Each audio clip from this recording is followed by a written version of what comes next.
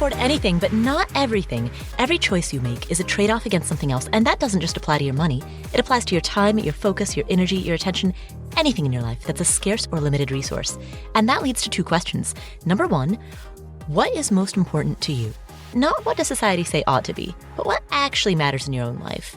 Number two, how do you align your day-to-day decisions accordingly? Answering these two questions is a lifetime practice, and that is what this podcast is here to explore. My name is Paula Pant. I'm the host of the Afford Anything podcast, and as I have frequently said, thinking about how to think and learning how to be better at the decision-making process is one of the most important, if not the most important, life skill that you can master. I would say that learning how to be a better thinker, coupled with emotional mastery, if you can get those two things nailed, wow, that's the foundation for living a good life. And so today, Gabriel Weinberg and Lauren McCann join us on the show to discuss how to become a better thinker and how to be more skilled at the practice of making decisions. They are a husband and wife team who recently co-authored a book called Super Thinking, which is a book that describes how to apply models from a variety of disciplines onto questions, problems, issues that exist in other fields. Essentially, it's a book about how to borrow concepts across a variety of industries and disciplines so that you can apply different conceptual frameworks to problem solving in any area of your life.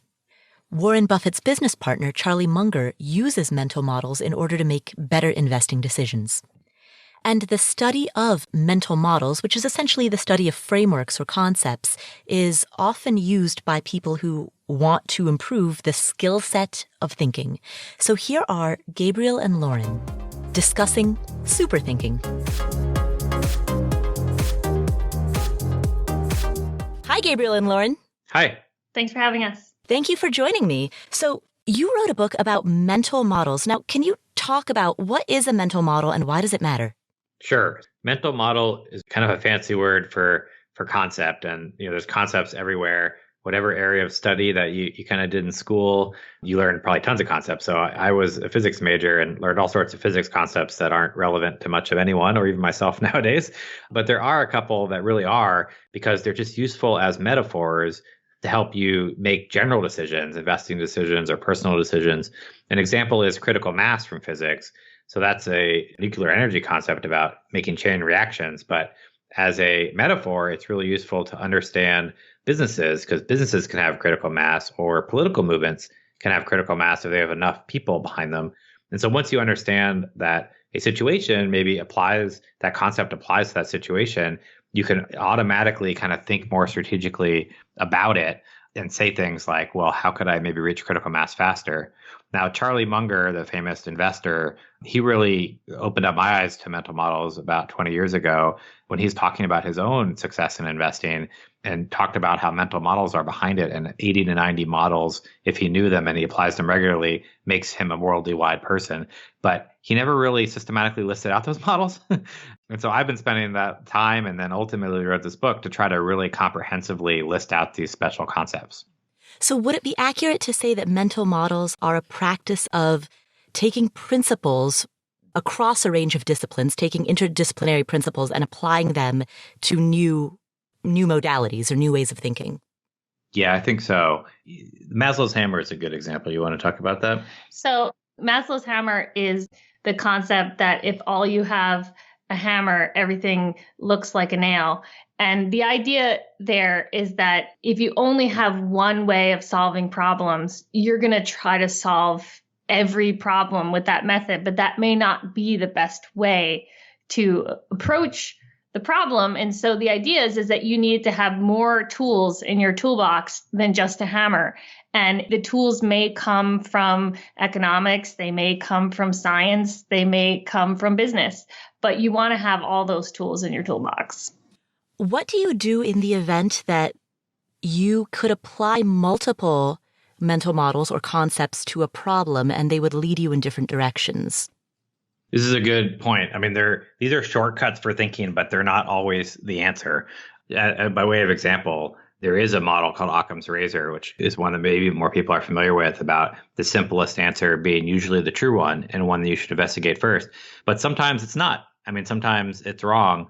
And so it's actually kind of nice when you have multiple things that might conflict, because it forces you to think critically a bit more about which is correct and which is not. And the meta whole point of this entire thing is to not trust just your intuition and slow down and be more methodical in your thinking and then apply these concepts. And if you're doing that slow thinking, then you can really think through whether something applies or not. Yeah, I mean, it's almost better to be able to think through a number of different models and figure out which one works the best and which one's the most appropriate, rather than always only having one way of viewing things.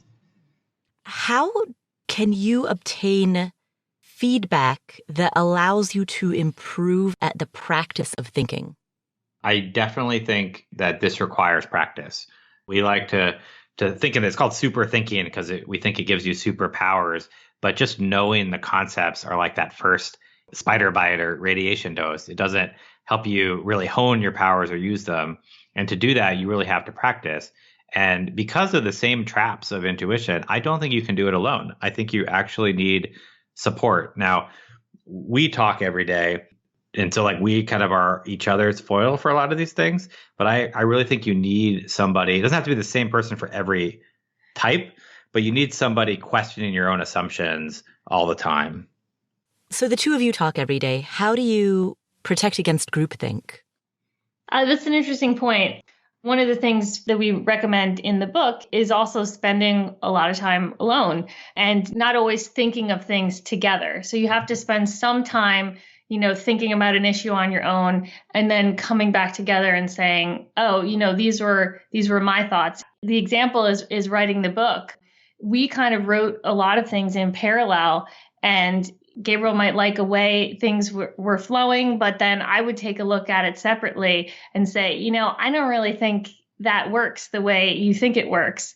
And if we had tried to do the whole thing together simultaneously, we might get wedded to an idea that just wasn't really the best one. It's a good question, though. And kind of two jumping off thoughts of that is, the more diversity of thought you have injecting into a process, the less you're going to get groupthink. And so, we engaged some external editors that had never even been familiar with these concepts, as an example for the book. But at work, there's a lot of research that shows like people do brainstorming just wrong. And so this idea of getting everyone in the room and just everyone brainstorming together is generally a lot worse than setting people up with the problem and then letting them go individually, think on their own, and then come back as a group and sort through those ideas. And so for that kind of process, we try to at least at DuckDuckGo, the company that I run, we try to institutionalize that as that's how we're going to do brainstorming here. One example that's also given is that you should try to have a devil's advocate out there. And that's a concept that actually comes from the Catholic Church in deciding whether someone should be given sainthood or not. And they always want to have someone arguing against it. And so any idea that you maybe have, you want someone to try to argue against why that's the best idea. And it's actually most effective if they really believe it and they're not just pretending that they're against it, but really gets you to think how to support your ideas and whether you're actually right. On the topic of supporting ideas and making decisions, let's talk about some of the mental models around decision-making. One of the points that you make in your book is that the simple pro-con list has shortcomings. Why? Yeah, it's kind of like the Maslow's hammer thing. Everyone kind of goes there first because it's easy.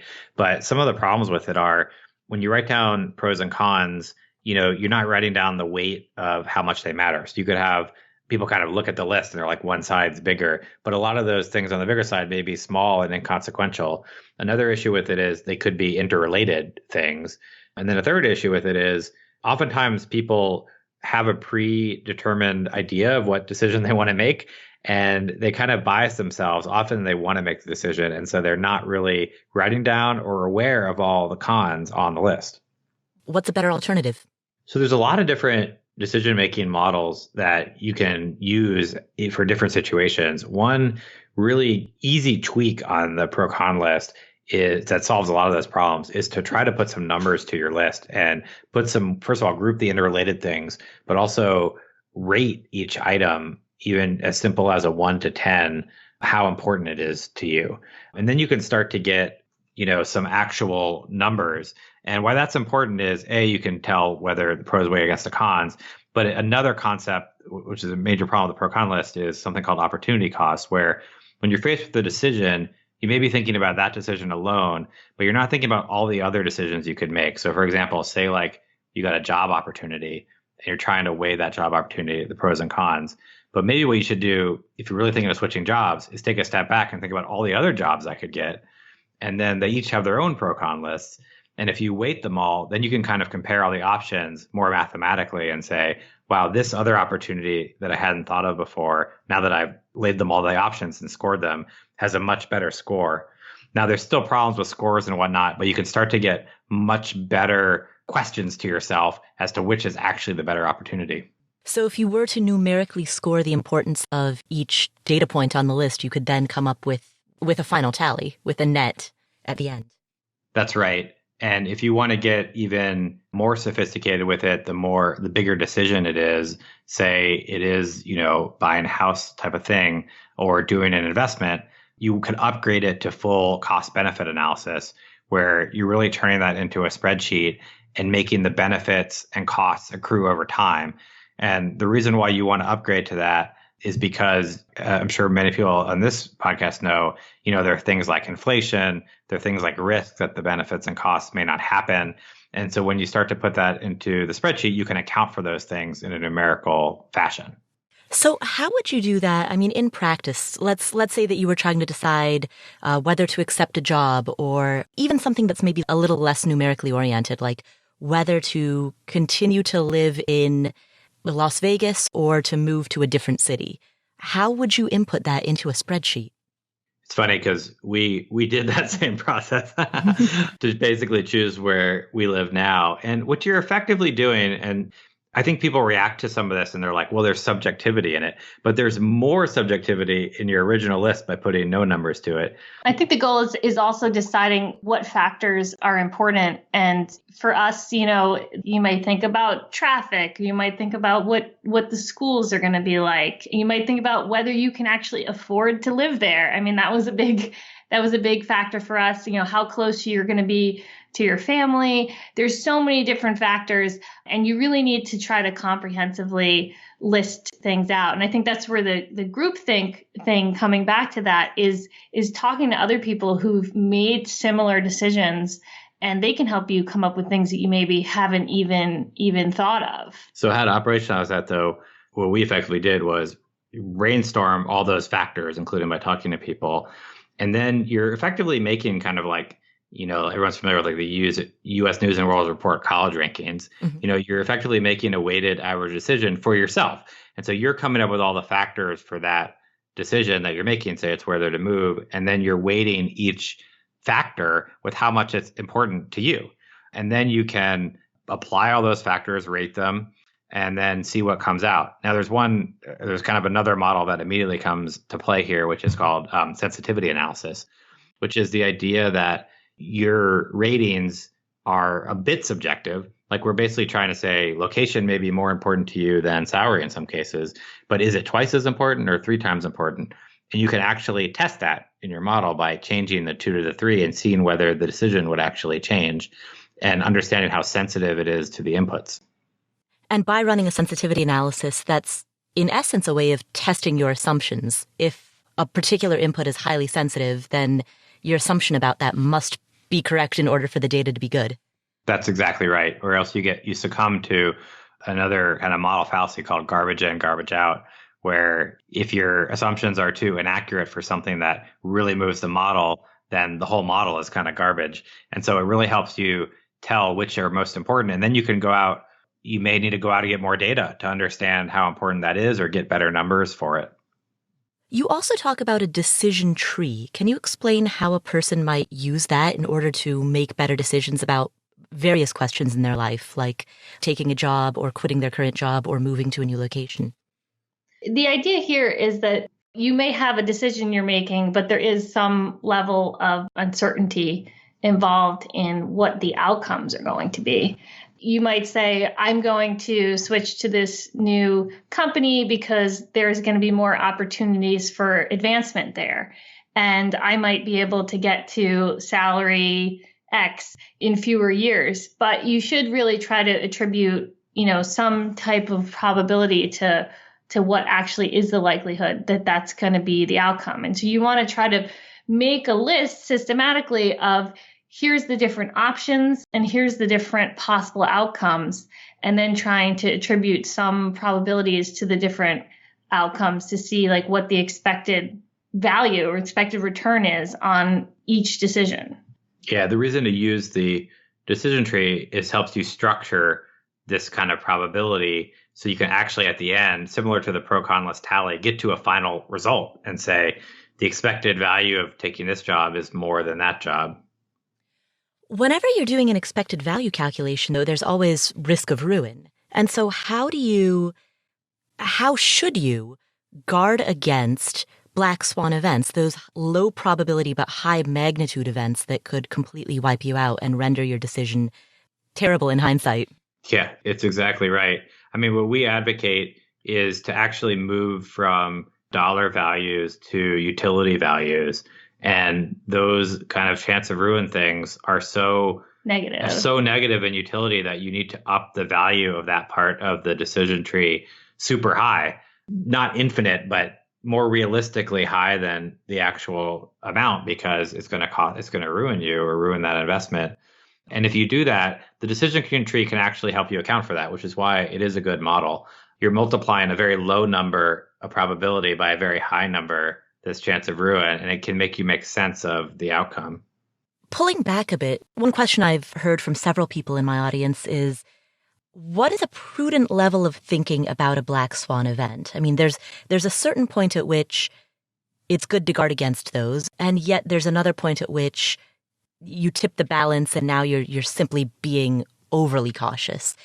How do you know where that tipping point is?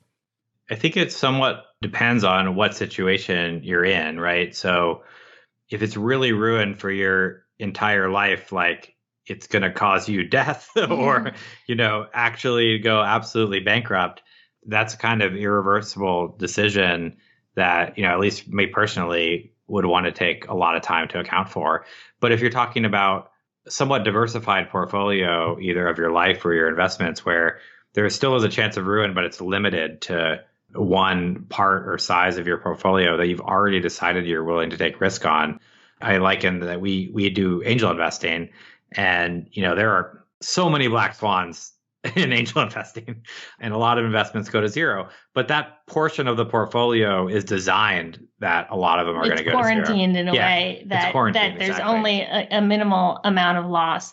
I think one of the hardest things for people to do is to actually assess risk.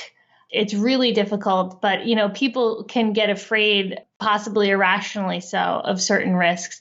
But it's important to possibly quantify some known risks in your life that you're taking every day, like driving a car or getting on a plane, and all these decisions that you make, and trying to see how drastically different is this decision from something that I do every day, the types of risks that I take every day.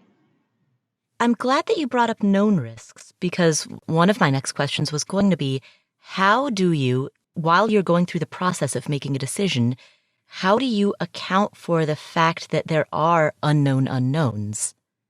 Yeah, well, your first step is actually recognizing that they exist, to your point, and understanding that they do, and that there are things that are going to come up that you don't know. But one of the things Lauren said earlier, I think is almost the best tactical thing to do, which is go talk to people who have been through or faced similar things already. Because a lot of things that are unknown unknowns to you are not unknown unknowns to everybody else in the world.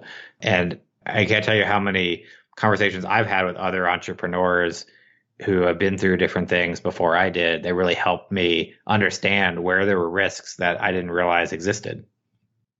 Other than speaking to people who've been through the same situation, are there any other practices that a person can undertake in order to learn more about a decision that they're trying to make? Yeah, there's a whole other decision model called scenario analysis, which is really about that, effectively uncovering unknown unknowns and really black swan events. And it really is trying to force you to think about alternative, effectively futures and how that might affect you. And there are different approaches to that. It comes out to like the brainstorming, kind of stuff we were talking earlier, but there's a whole body of research around how to do this well. It actually originated in the Shell company, and they were thinking about, for example, climate change, back in the 50s. And one of the things that you do is you think about all sorts of world events maybe that have happened in the past. And if something similar happened again, how would it affect you or the thing that you're thinking about? And you kind of go far into the future and work backwards. But it really is a pretty good model for helping you uncover unknown unknowns. One of the things that we talk about in the book as well is called the Ooda loop. And that stands for observe, orient, decide, and act. And so the idea is that you're never going to be fully prepared for everything that's coming at you, but you have to be able to find a way to react to each situation. And people who are good at kind of reacting to spontaneous things that happen to them in a positive way, even if it's something very negative, are going to be the ones that are going to be, have the most robust thinking and be able to handle the worst case scenarios. So that points to preserving flexibility. Is that what I'm hearing? Like flexibility is security in that regard? In general, I think part of the idea here is that the world is complex and uncertain, and you're just going to be faced with things that no one can plan out their whole life exactly how it's going to go. And so you have to be ready for the unexpected. And being flexible, it's one of the examples that, people often think of survival of the fittest being that you were born the fittest, but it's actually the animals that are the most adaptable are the ones that survive.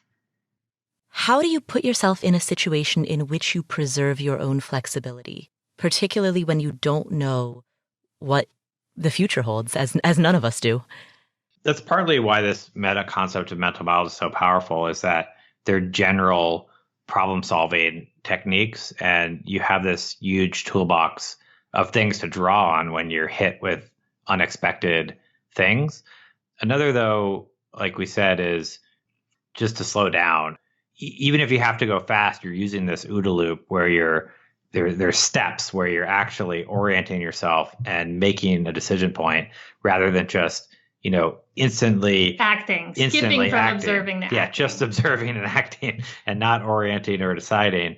And I think people get caught up in that, especially when they're hit with uncertain situations, because there's just an emotional inherent desire to get closure and to get stressful situations off your plate or just to be done with hard things. But you can really easily make suboptimal decisions that way. So the practice of thinking is an important practice.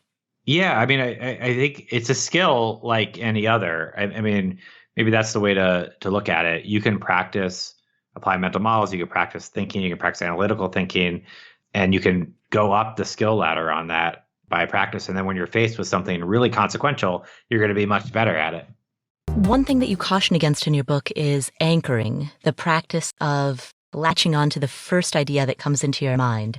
Can you describe why and how that happens and what we can do to protect ourselves against it? Yeah, it's one of these natural biases. And so a canonical example is when you see like an infomercial online or something and they say, the value of this is $1,000. And then they're like, but we're going to cross that price off and sell to you for $10. And you're like, wow, I'm going to use discount. But the $1,000 was, probably some questionable assumptions went into that calculation. And so it's really hard to overcome this because you're emotionally really drawn to it. And so the way to really do it and kind of slow down is do this, what you call first principles thinking, where you try to go from the opposite direction from the bottom up. So in that example, you could say, well, how much is this really worth? How much should it cost to make? How much is it worth to me? How much do I really want this thing? And thinking from first principles can help you break out of a lot of these biases like anchoring or other ones. Elon Musk is perhaps the most famous example of somebody who reasons from first principles rather than accepting at face value what the construction cost of a certain item should be. He goes all the way down to how much does it cost to produce these atoms and how much does it cost to bring them together? Exactly. And I think that is how you can cut through conventional wisdom that is wrong. And he's done that in different industries.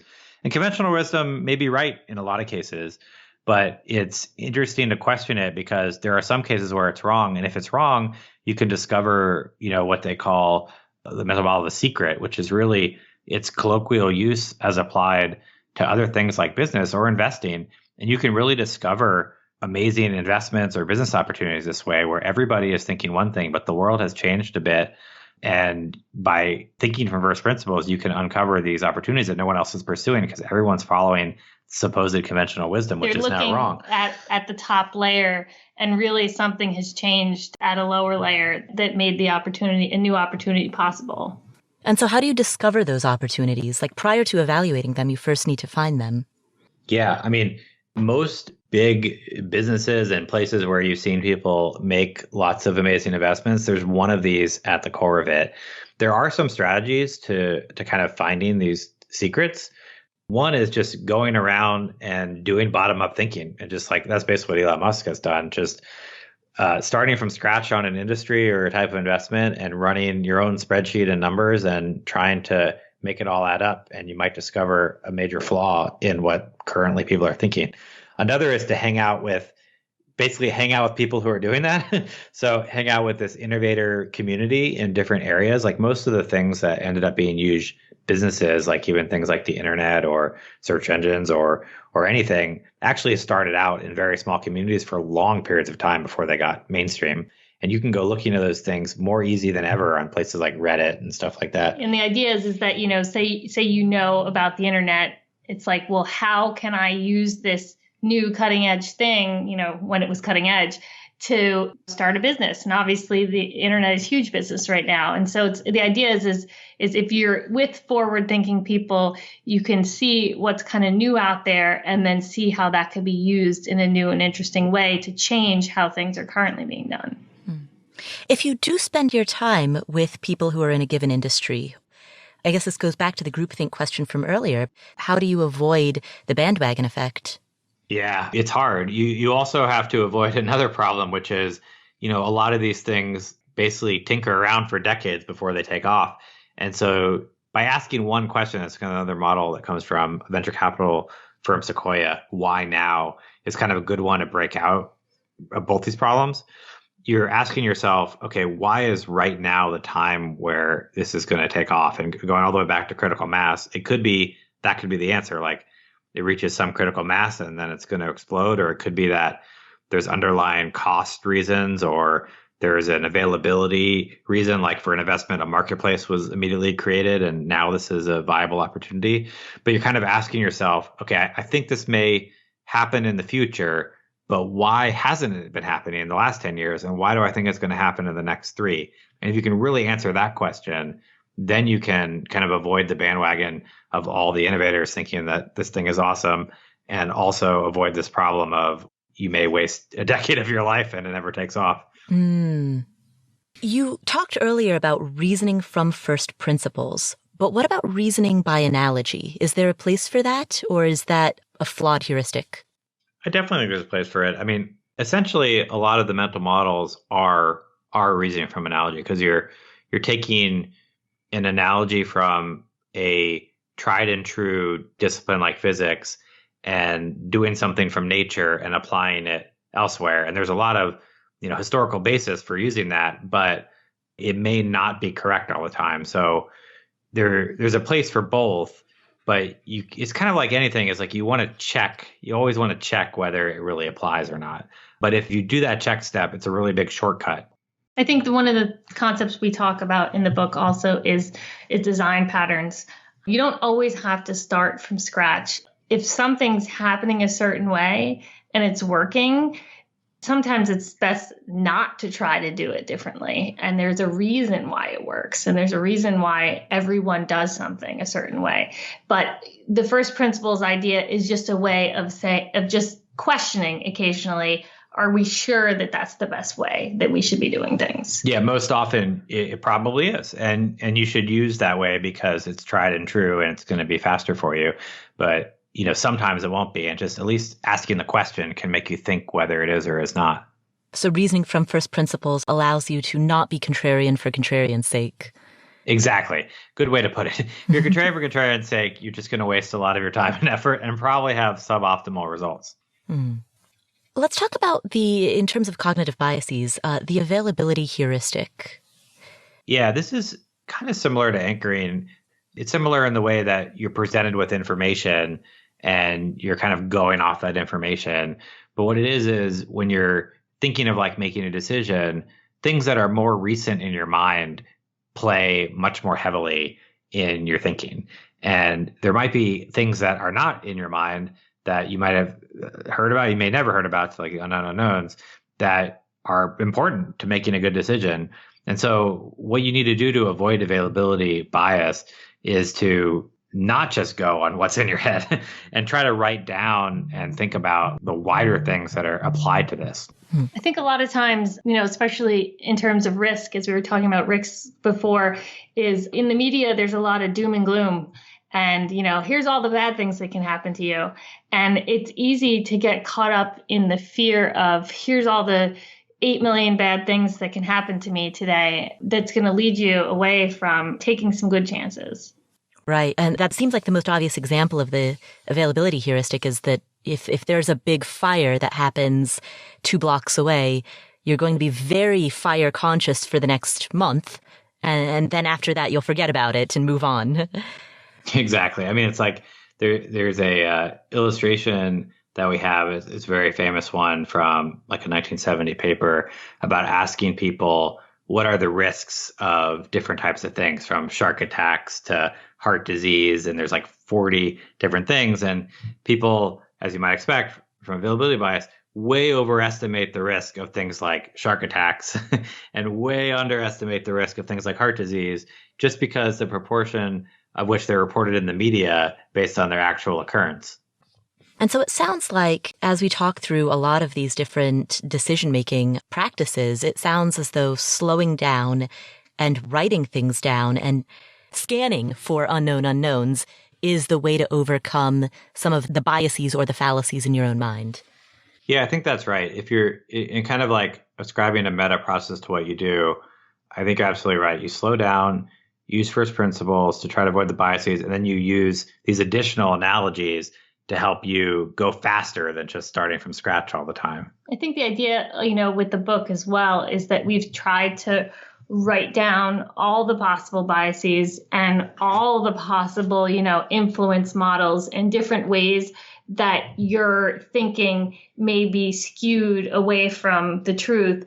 Just to, at times people may not even be aware of some of the concepts and not even know, like, oh, I never really thought about that happening to me. And so just the idea of having them listed allows you the chance to kind of run through the ideas of like, wait, am I getting caught up here with this common trap? As you go through that practice, the deliberate practice of thinking, how do you avoid analysis paralysis? There's kind of another model about a sliding scale between reversible and irreversible decisions. This actually came from Jeff Beezus in a shareholder letter.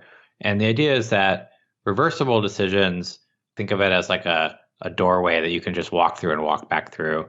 And there's not as high a consequence of those decisions. And then irreversible decisions are once you're through, you can't walk back through the door. Think about like having a kid or selling your company or something like that. And to the degree which things are more irreversible, then you want these more hefty decision-making. You want to use these more complex and heavy decision-making models. But for a reversible decision, you don't need to get tied up in as much analysis paralysis. You shouldn't just react to the first thing that pops in your head, but you could do more of a quick pass because you can always change it later. And so that's kind of what we try to tell people to go to is, to the extent this decision is reversible, try to apply some analytical thinking to it. Just go ahead and make the decision. Write down why you made it and proceed. And you don't need a big structure for it. And then if it turns out to be wrong, we could just change it. Although anytime that you're changing a decision, there's a cost associated with changing it. And also you lose out on the compounding effects of what could have been. You're absolutely right. And this gets to the case of kind of how consequential it is. It's like, as you get more and more consequential, that cost becomes higher and higher. The other way to kind of mitigate against that, which we do, is we try to make everything open to everyone. And we have a core value around questioning assumptions. And so what we tell people to do is a key part of that is write up your decision. And so people will say, like, I'm going to go in this direction if anyone doesn't have any objections. And so if no one raises their hand, they're going to go in that direction. But if other people are watching it and say, hey, I have some experience here, I know that that's probably a bad thing, or I think you should slow down a little bit more here, they can kind of raise their hand and do that. But it doesn't force the slow decision-making process. It only forces it if someone's going to raise their hand. So most of the time, people are moving fast, but it still gives the escape hatch for people to force people to slow down. The people who are listening to this podcast, the common thread is that we all have an interest in personal finance and personal development. But the people who are listening come from a wide variety of professional industries. How can each person figure out how to borrow principles or borrow analogies from their own industries and apply those to the management of their lives and their money? I think that is insightful, because if you're really familiar with your discipline, so a lot of things we're talking about here are things that are universally applicable. But if you have your own set of mental models from your discipline and you can use them as analogies, that's a great thing to do, because you've acquired all this intuition and learning about them over time. And, I do that a lot because I have all this, entrepreneurship experience and learned the same thing with statistics.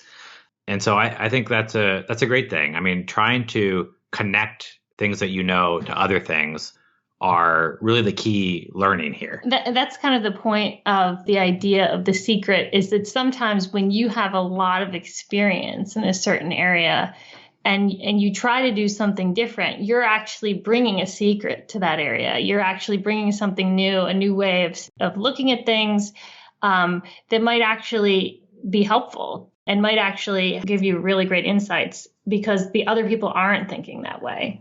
Mm. So you're testing different frames or testing different lenses as you look at a problem. Yeah, because you might be the first person to take some other discipline and apply it to another one. You might come from a fresh perspective and uncover things that no one had uncovered before.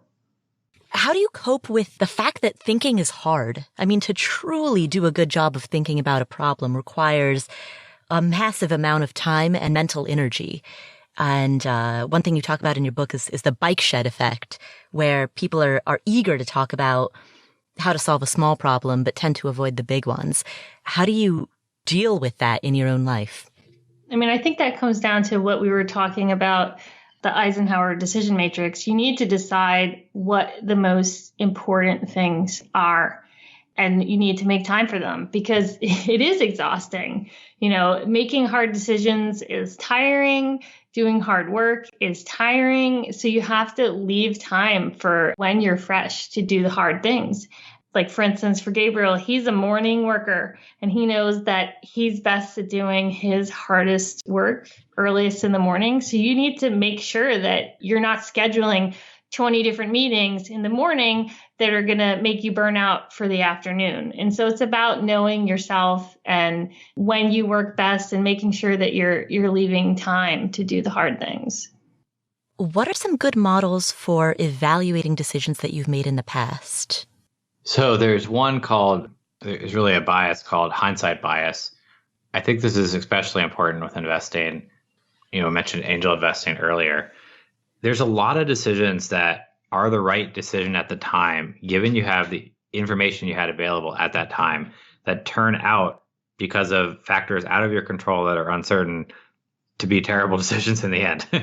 But you still made the right decision. And so what hindsight bias is really a bias that says if something goes wrong, a lot of people say, well, that was the wrong decision. Or if something goes right, they say it was the right decision, when it turns out neither can be true. And so you really have to put yourself back in the frame of mind and understand, if you're going to evaluate decisions in the past, what was actually known at the time. And it's really hard to do. So one of the tactical things that is recommended is actually to write down all the information you had at the time in your decision process so you can better evaluate it. Yeah, you need to be able to determine, was there really something foreseeable here that I missed?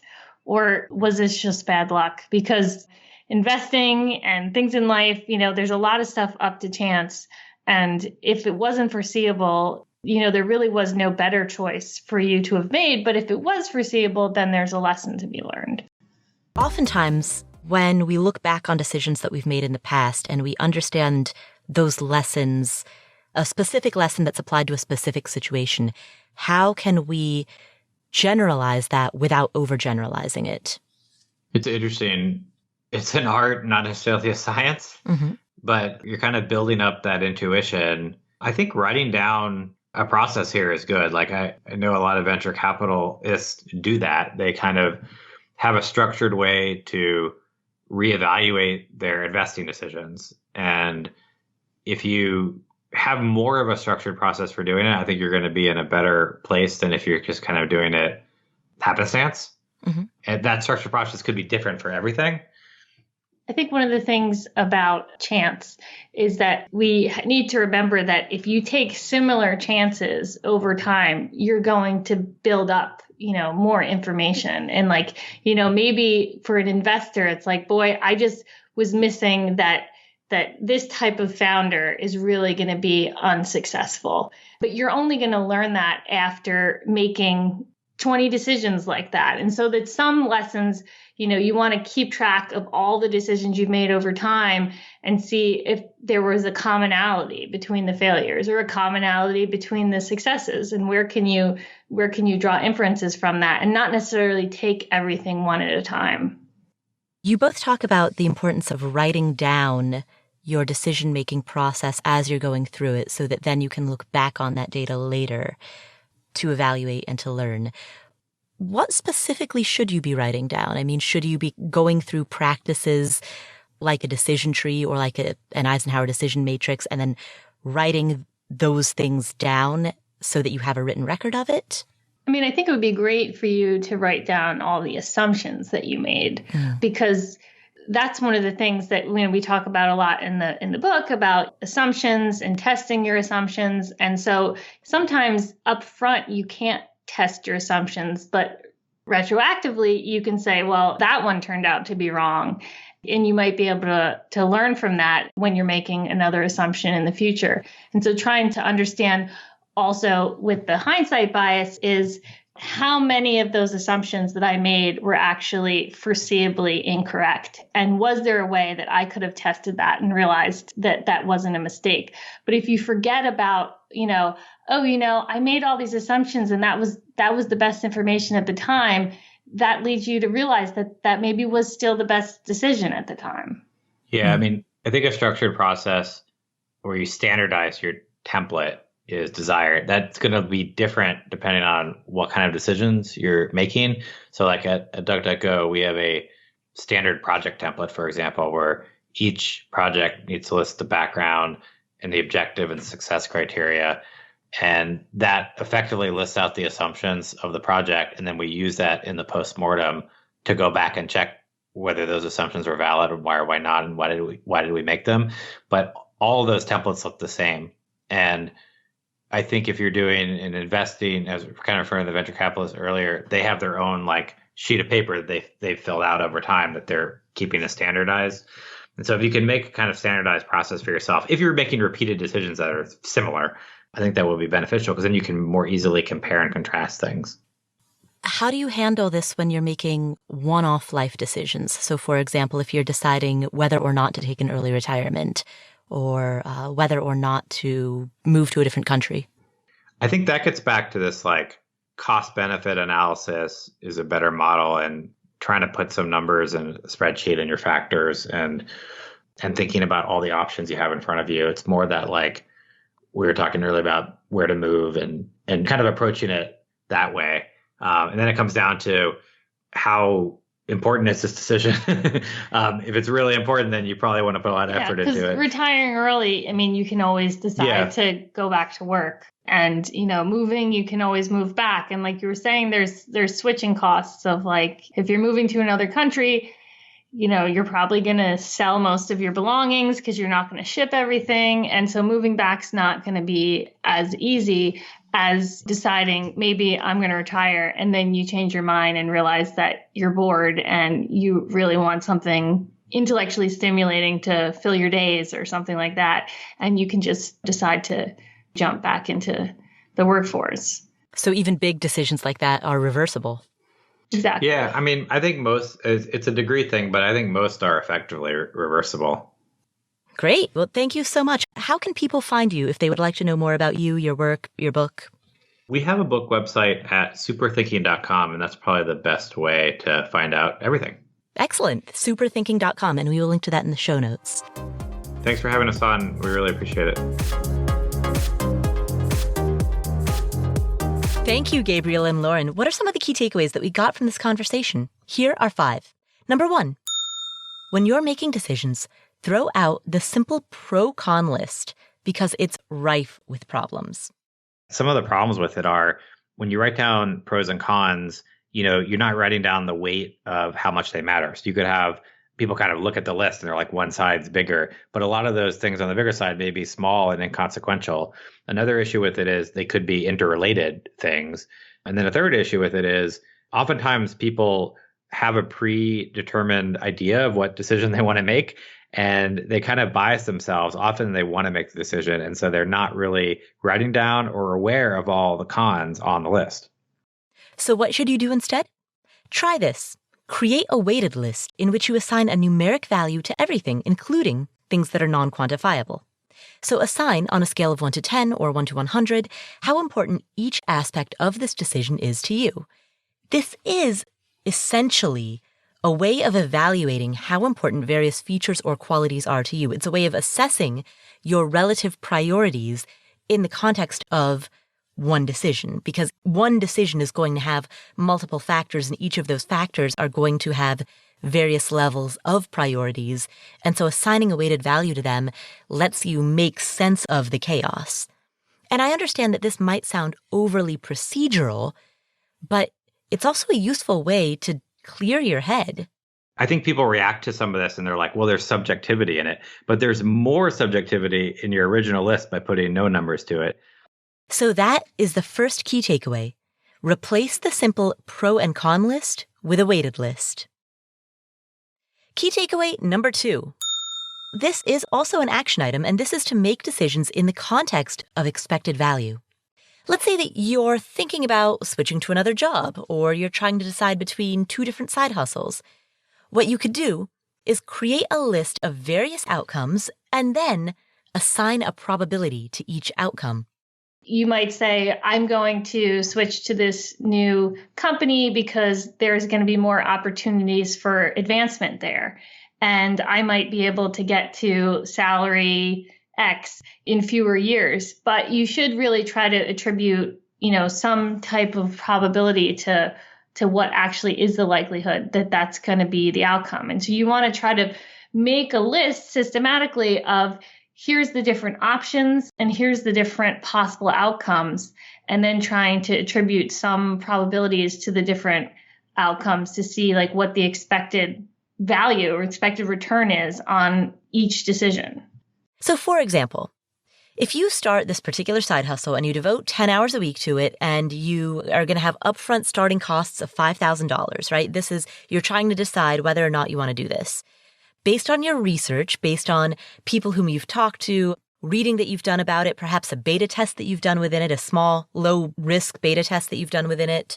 Let's say that based on all of that, you've determined that there's perhaps a 75% probability that you'll earn an extra $1,000 a month within the next 6 months.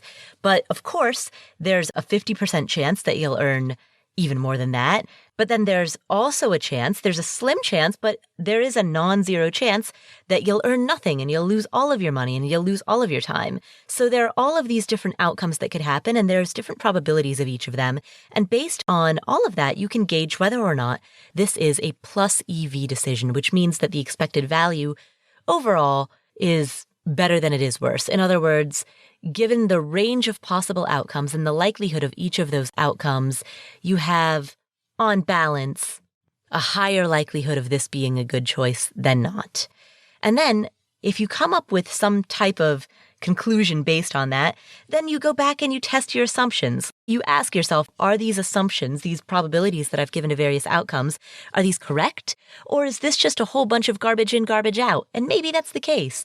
But going through that process, going through that thinking process, can help you systematically think through the various outcomes, the likelihood of those outcomes, the degree to which you know anything or can predict anything, which you may or may not be able to do. You get to make decisions in the context of probability. And so that's really the second key takeaway, is to make decisions in the context of probability and have some sort of a method for being able to at least go through a thought exercise that allows you to do it a little bit more systematically. Key takeaway number 3. Talk to the people who have done the thing that you want to do. Whether what you want to do is start a business, buy an investment property, retire early, find the people who have done that, search out their stories, because this brings both opportunities and risks into light. Go talk to people who have been through or faced similar things already. Because a lot of things that are unknown unknowns to you are not unknown unknowns to everybody else in the world. So I'm going to add 2 more points to this. First, as you talk, remember that their context is different from yours. They made their decisions in the context of a specific time, a specific place, and the then current circumstances that they had, which are different from yours. So the question of, what did you do, is different from the question, what should I do? And when you talk to people who have been in these situations before, when you talk to people who have done the thing that you want to do, the question, what do you think I should do, is more relevant to you and more valuable to you than what did you do. You don't necessarily want their biography. Their biography might be a side effect, but what you really want to know is, based on their knowledge, based on their experience, what do they think that you should do given your current time, place, and circumstances? So frame your questions in that way, because oftentimes that subtle shift in the way that you phrase a question, switching from what did you do to what should I do, makes all the difference. So that's the first thing that I would add to this. And the second additional point that I would like to add to this is that it can be very helpful to seek out the stories of people who have tried the thing that you want to do, and yet whose outcomes are not what you desire. In other words, find people who started a business, but then that business didn't make it. Find the people who bought an investment property and had a bad experience with it. Find the people who retired early and then ran out of money. Listen to their stories too, because that way you're not survivorship biasing your conversations. You learn from a larger spectrum of experiences. And so that's key takeaway number 3. Talk to the people who have done the thing that you want to do, regardless of their outcome, and ask them not what they did, but rather what they think you should do.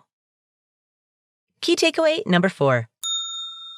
If you think that something is going to happen in the future, ask yourself, why now?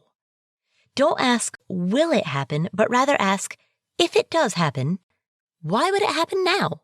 You're asking yourself, okay, why is right now the time where this is going to take off? And going all the way back to critical mass, that could be the answer. Like it reaches some critical mass and then it's going to explode. Or it could be that there's underlying cost reasons, or there's an availability reason, like for an investment, a marketplace was immediately created and now this is a viable opportunity.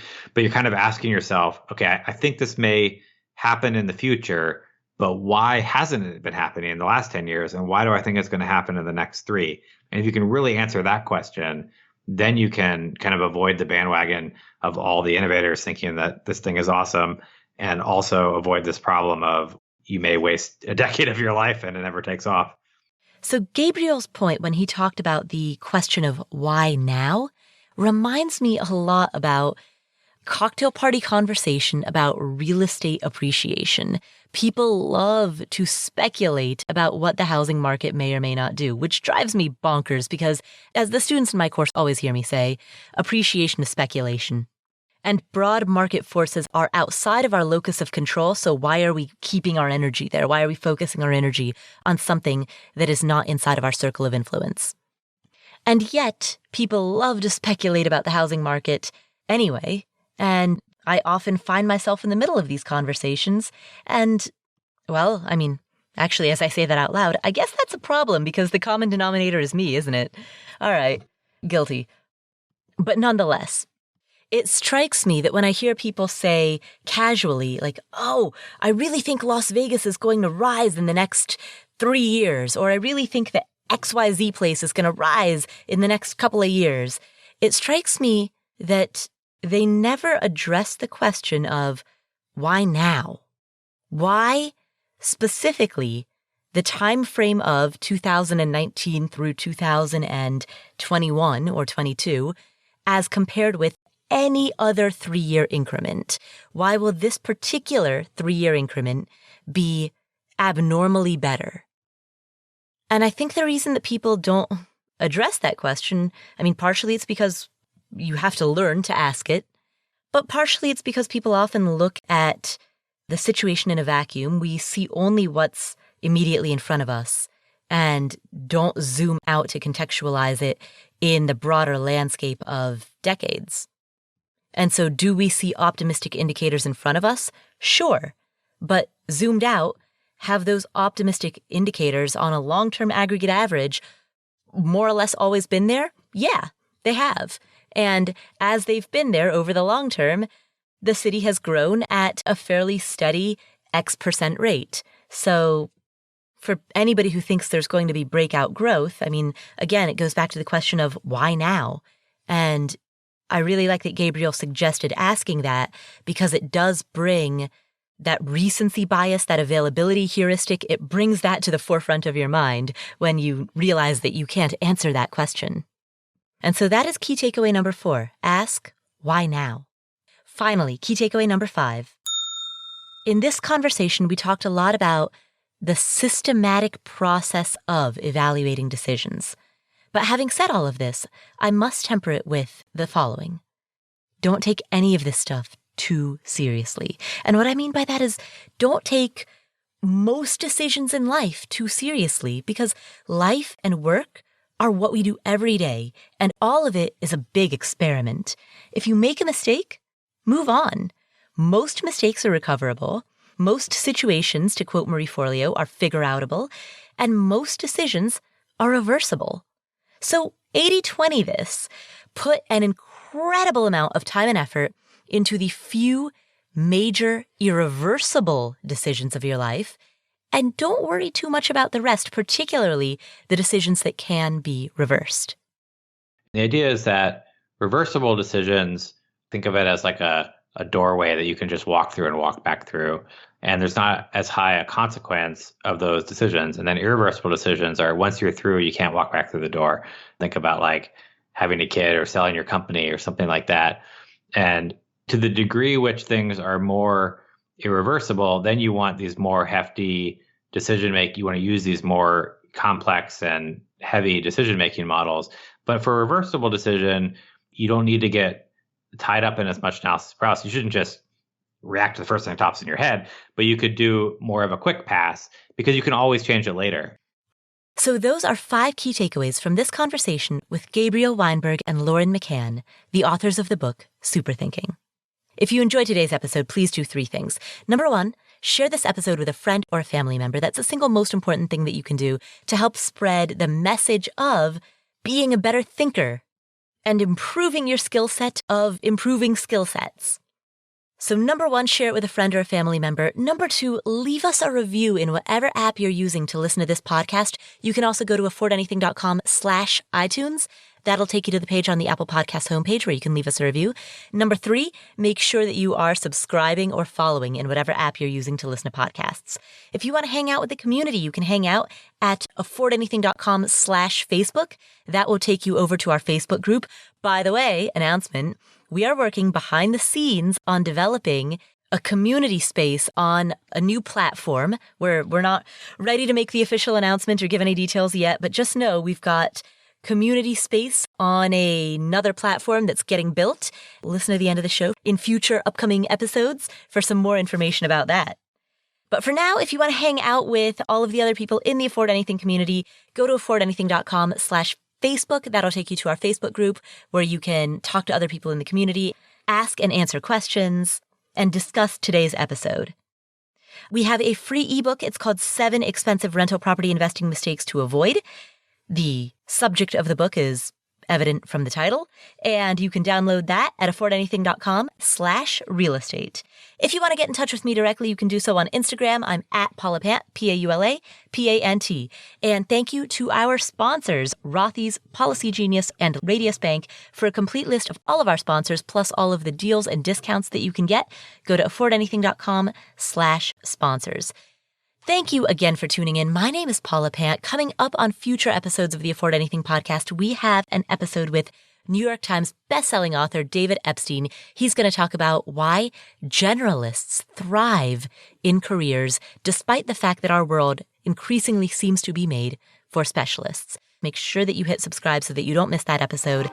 Thanks again for tuning in, and I will catch you next week.